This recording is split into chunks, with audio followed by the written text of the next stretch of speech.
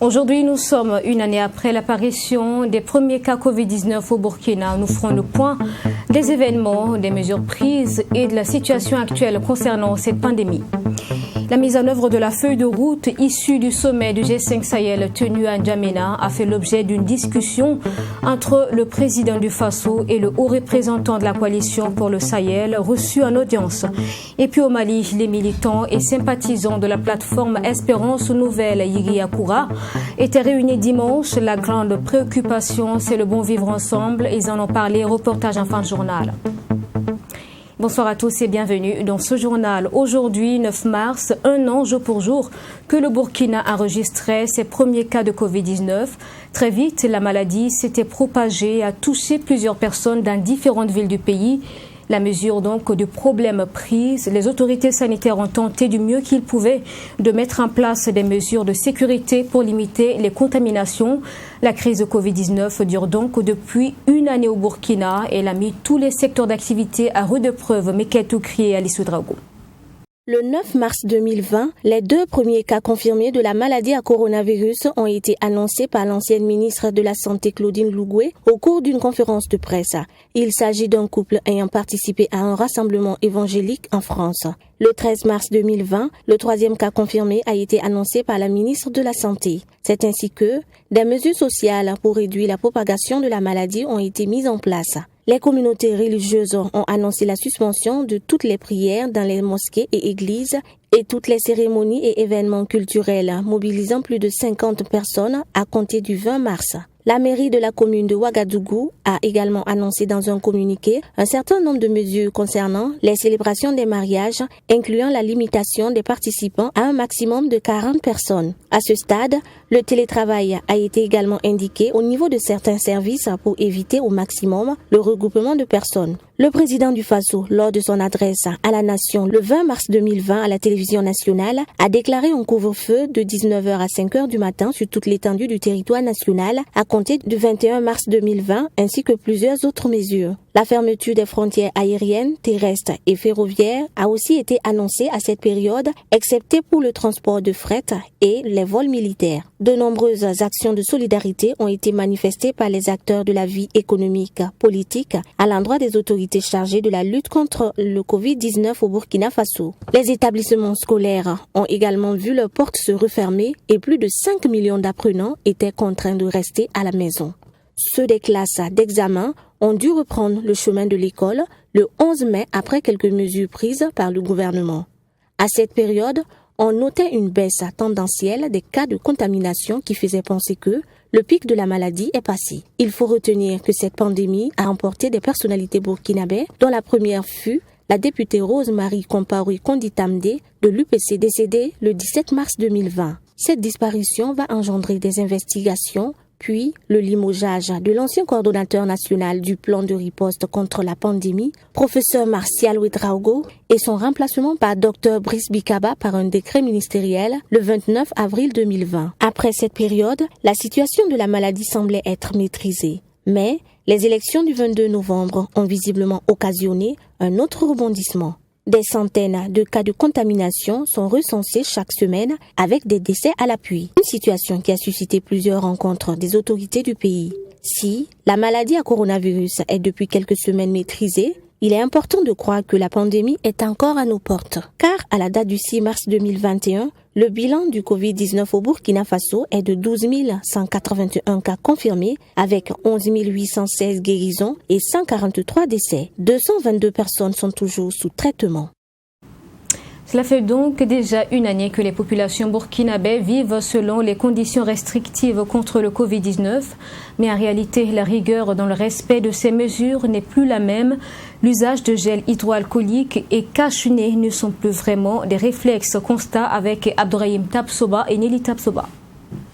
Très prisés aux premières heures de la pandémie de coronavirus au Burkina Faso, les gels hydroalcooliques ont aujourd'hui du mal à quitter les rayons des supermarchés. L'euphorie des premiers jours due à la psychose qui s'était installée autour de cette maladie s'étant dissipée. Vendu parfois le triple du prix initial, ce produit peine aujourd'hui à trouver preneur, et ce, en dépit des prix qui sont aujourd'hui revenus à la normale. Au début de la maladie, au moins 2 à 3 cartons par jour, souvent même ça manque.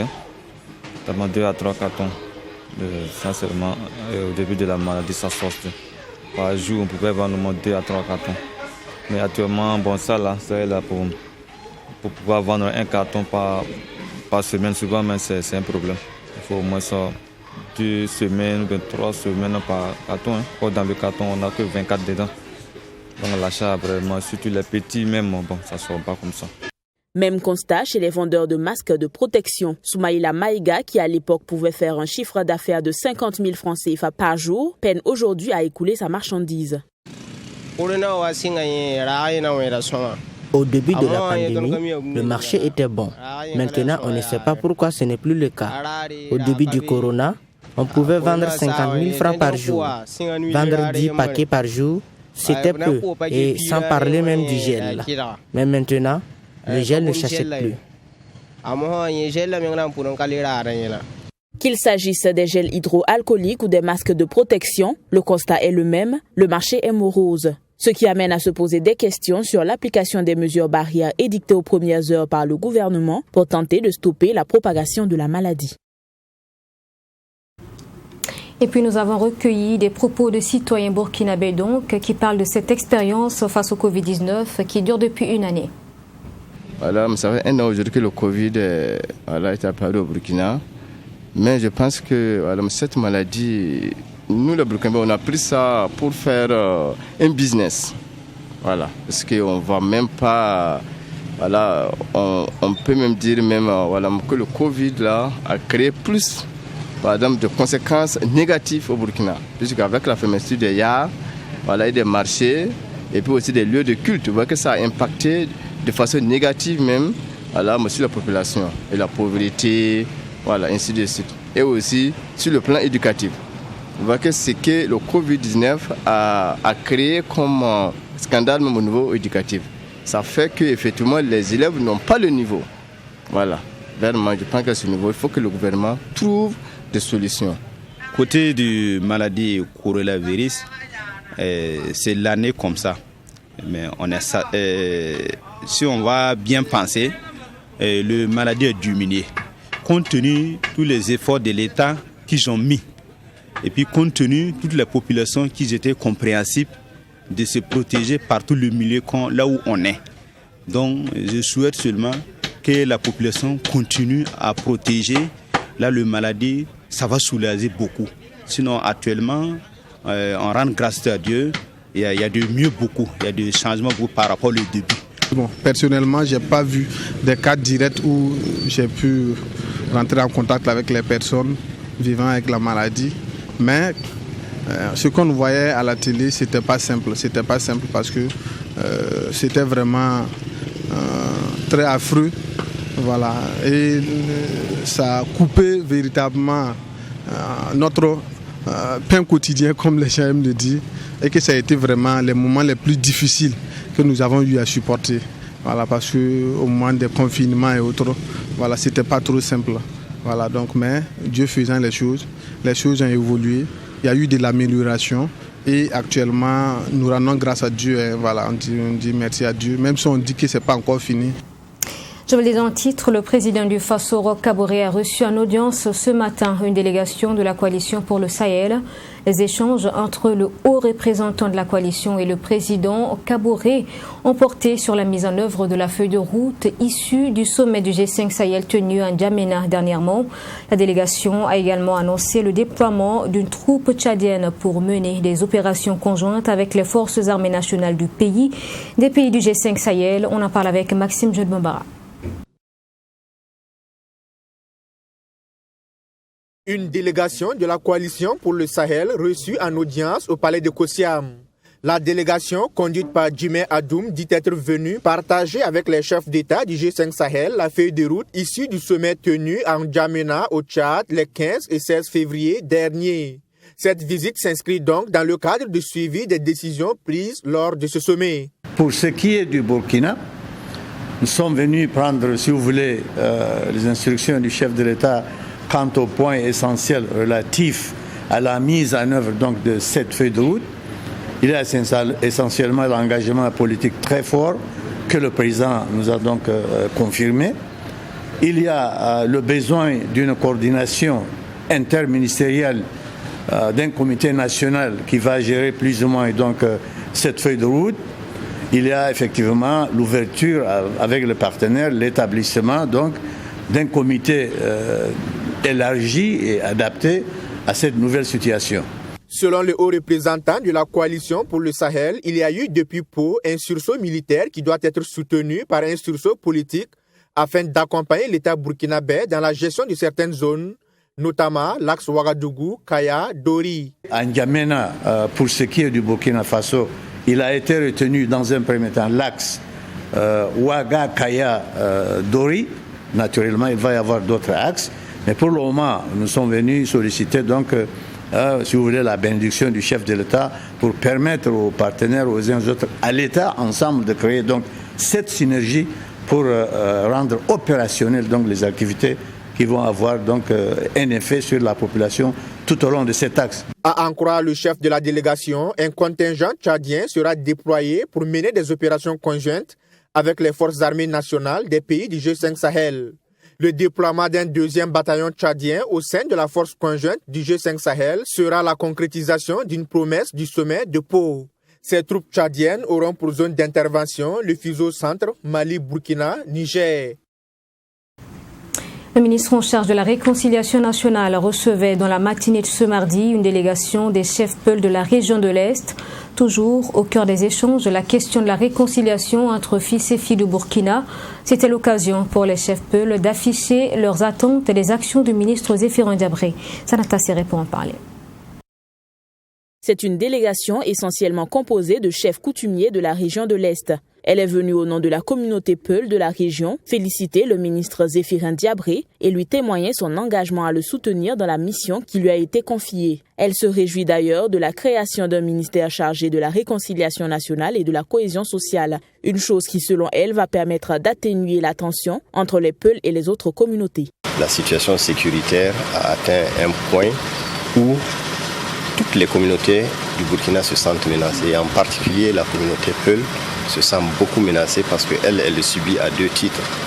D'abord, victime des attaques directes des terroristes, au même titre que les autres communautés, mais aussi elle fait face à la furie des autres communautés et de certaines forces d'autodéfense qui, à cause des amalgames créés justement par ces actes de terroristes, ont commencé à créer des suspicions entre les différentes communautés, en particulier entre la communauté Peul et les autres communautés. La situation sécuritaire et même les cas d'exaction ont connu une amélioration selon le porte-parole de la délégation, mais les attentes restent nombreuses. Nos attentes sont nombreuses parce que nous avons d'abord dressé la situation actuelle dans la région de l'Est, où nous avons remarqué que les choses vont de mieux en mieux. La situation sécuritaire va de mieux en mieux.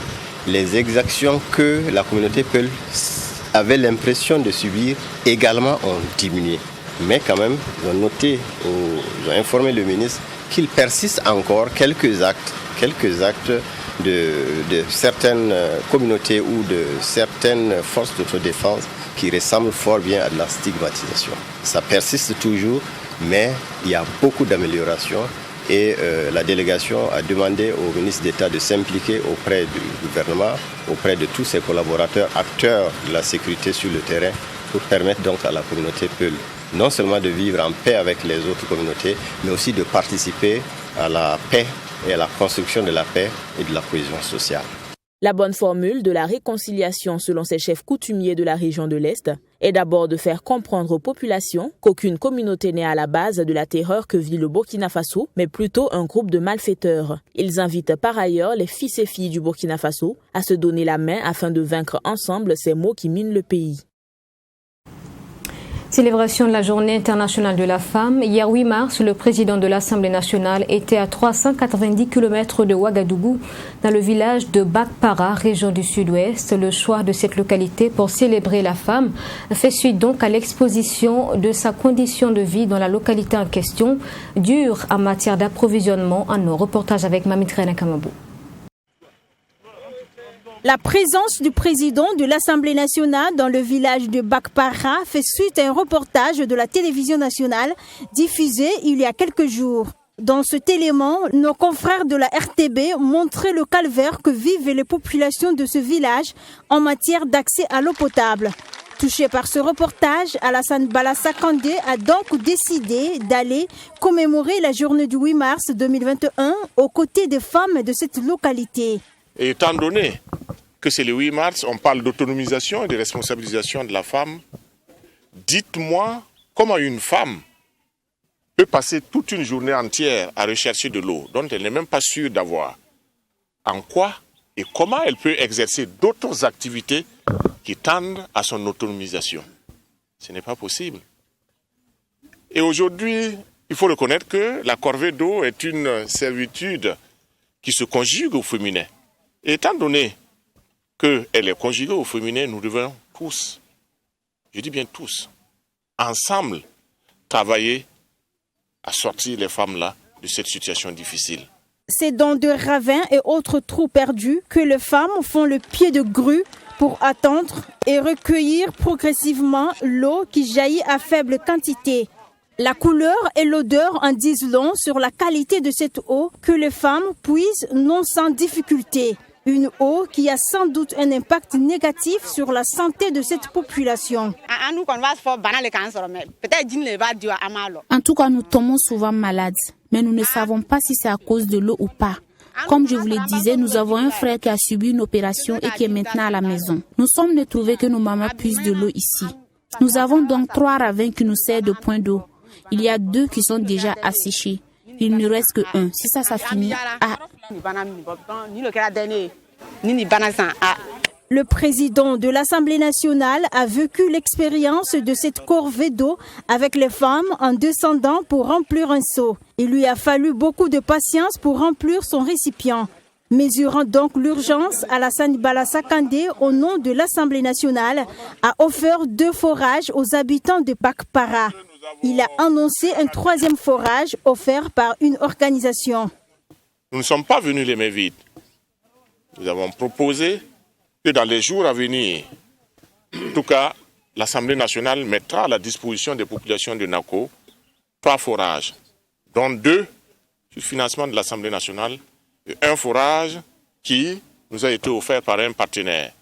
Ce geste de l'Assemblée nationale a été bien apprécié par les autorités communales de Nako. Les parlementaires burkinabés ont en outre remis 5 tonnes de vivres aux populations de Bakpara. Les travaux de construction des forages devront commencer dans une semaine, a laissé entendre le président de l'Assemblée nationale, Alassane Bala Sakandé.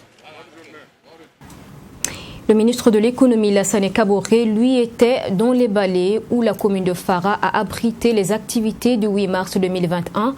Le ministre a promis des mesures d'accompagnement pour permettre aux femmes de la province donc de mener des activités économiques. Abdourahim Nini. Les populations de la province des Balais sont sorties nombreuses pour la célébration du 8 mars dans la commune de Fara qui accueille les activités. Au menu des chants, de la danse et aussi des discours invitant à des réflexions sur les conditions de la femme au Burkina Faso. Et les femmes de la province souhaitent qu'au-delà de l'aspect festif, des actions soient menées pour garantir leur autonomisation financière. Il faut qu'on commence au-delà des discours, au-delà de tout ce qu'on dit qui est lyrique. On a besoin que la femme soit autonome financièrement, que les femmes puissent avoir accès au crédit, accès à la terre, accès aux biens matériels pour prétendre d'être indépendante tout court et être une citoyenne à part entière, de sorte que sans un homme, qu'elle puisse vivre dignement.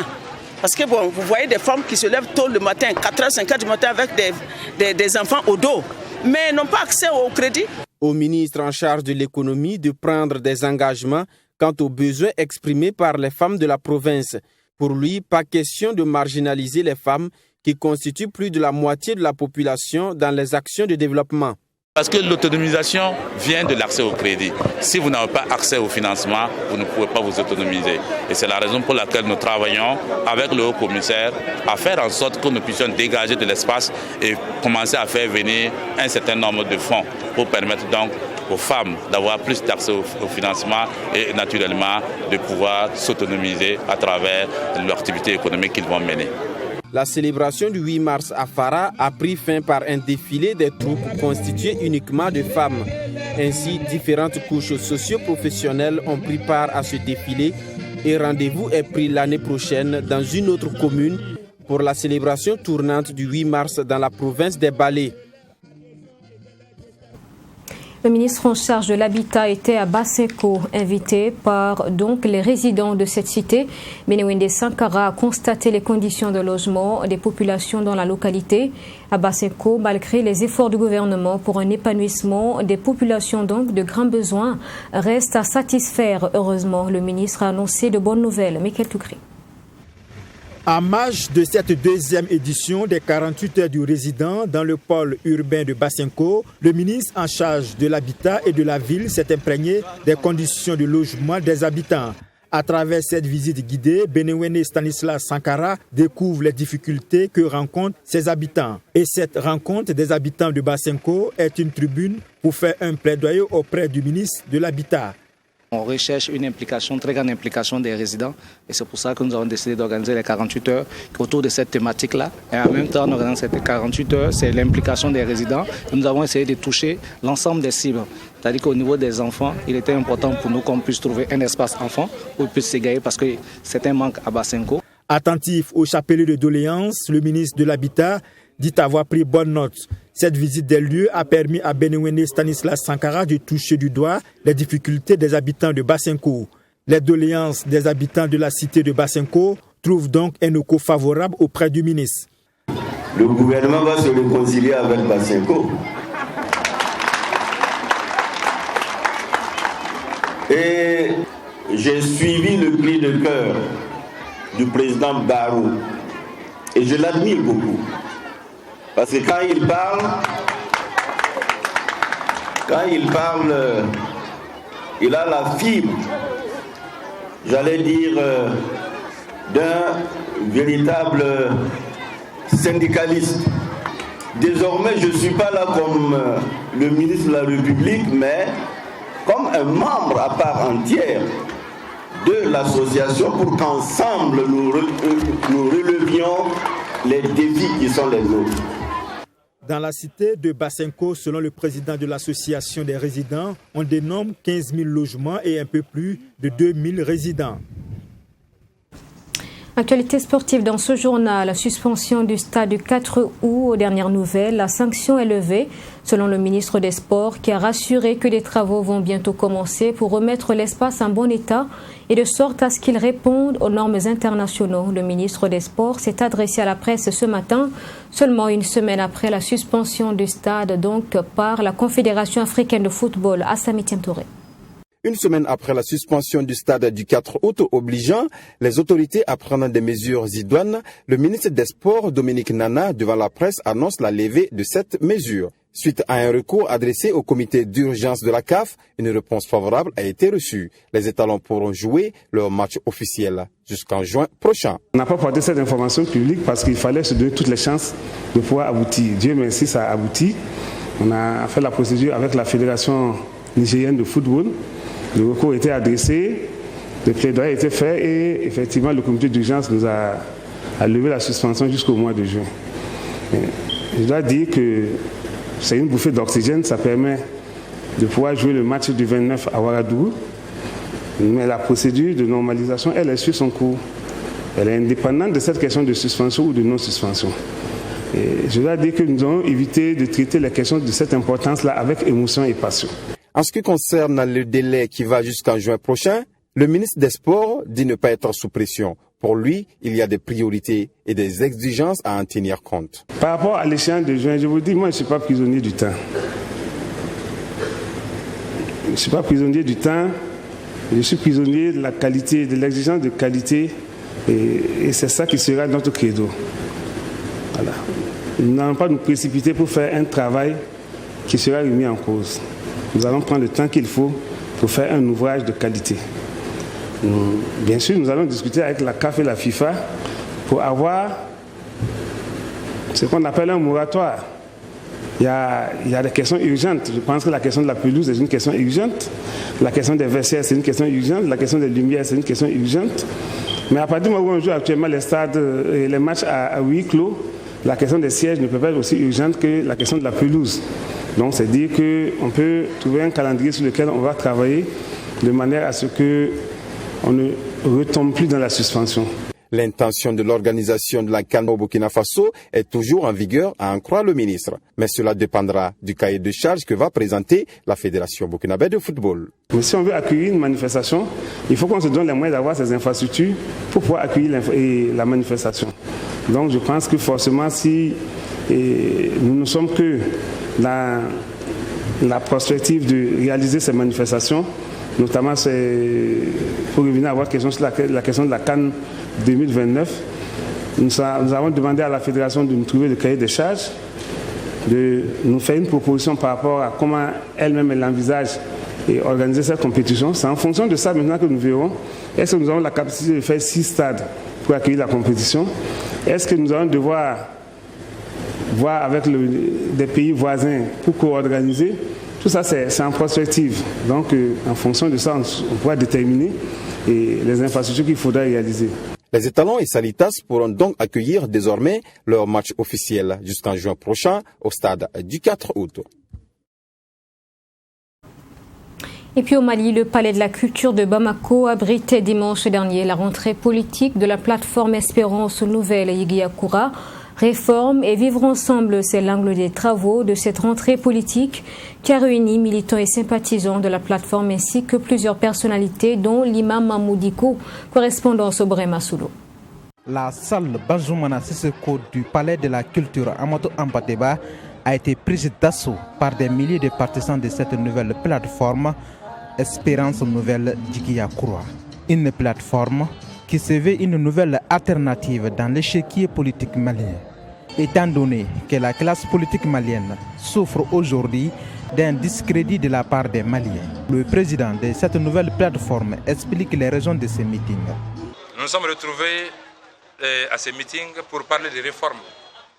Les réformes qu'on peut mener pendant cette courte période de la transition et aussi les réformes en profondeur qui doivent attendre. Et nous sommes venus ici aujourd'hui aussi pour quand même dire, parce qu'en tant que structure de veille sur la transition, dire ce que nous semble marcher et ce qui nous semble ne pas marcher. Et éventuellement faire nos recommandations donc à la transition pour une bonne issue et dans un climat apaisé, une bonne issue dans un cadre inclusif, une bonne issue avec le Mali comme dénominateur commun. Mieux sur la transition, depuis la mise en place de toutes les instances de celle-ci, l'imam Mahmoud Diko n'a pas mâché ses mots sur la tribune de la nouvelle plateforme. Je dirais avec responsabilité, et je m'assume en le disant, transition. Mais je suis au regret quand même de constater quelque chose que je vais dire aujourd'hui et le dénoncer. Tu ne peux pas gérer le peuple sans le peuple. Il faut qu'il gère le pays avec beaucoup de considération pour le peuple, pas par le mépris. Nous sommes condamnés aujourd'hui à se parler et à s'entendre. C'est la voie pour le salut où on va périr. Vous ne pouvez pas avoir un président distant du peuple, un premier ministre froid, un vice-président, je ne sais pas, et puis tout le monde est là. Non. Aussi, la nouvelle plateforme Espérance Nouvelle Yiguyakoura propose des réformes sur tous les secteurs du développement et de protection des personnes et des biens des Maliens. Et voilà pour ce journal. Merci de l'avoir suivi. Je vous souhaite une excellente suite en notre compagnie. Bonsoir.